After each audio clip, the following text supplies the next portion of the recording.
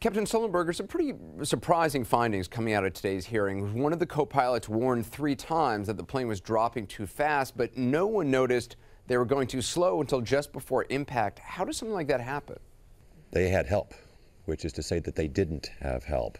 And that's one of the mysteries that this NTSB investigation is going to have to answer for us, is what other factors were in play? What will they do to widen the scope of this investigation to include how these pilots were trained, how the culture at that organization and in their society may have played a part?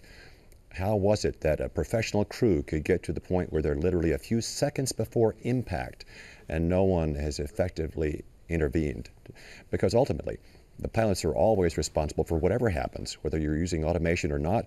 They should have a flight path that's stable and appropriate, and they should manually fly the airplane to make sure that it happens. And if they can't, they need to abandon the approach and go around and try it again. You brought up culture, which is really an interesting factor in this crash. I mean, according to investigators, in Korean culture, deference is given to older, more senior people, regardless of whether something is wrong.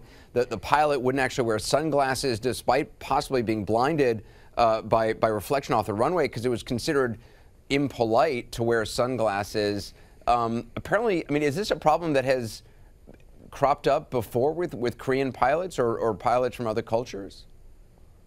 Absolutely, yes. In fact, there have been a number of accidents where this has been noted. So what we have to do, and what has been done in the past to change the cockpit culture, is to teach them how important this is. In fact, we fought a similar battle in changing the cockpit culture at American Airlines. I mean, that'd be United States of America Airlines about 25 or 30 years ago, where I, along with other pilots at other airlines, developed and implemented a leadership and team building course to teach captains to be inclusive, to build a team, to listen to others, to make good decisions, not in isolation, not to be autocratic.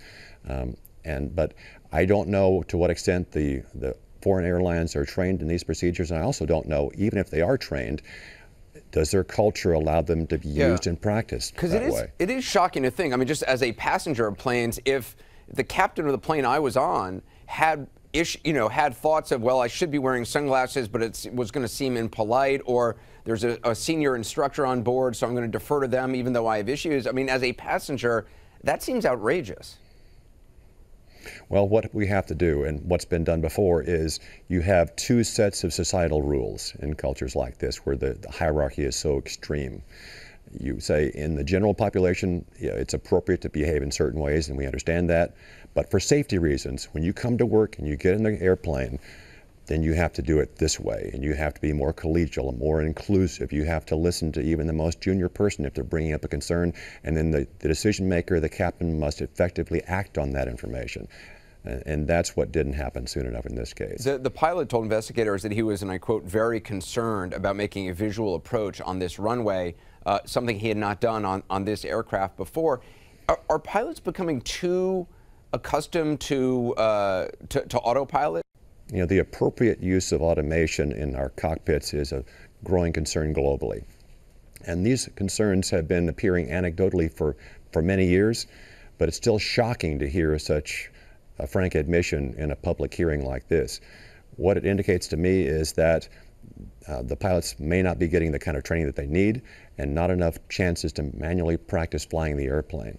And they lack the confidence, which then makes them reluctant to quickly and effectively intervene when the automation isn't doing what they expected.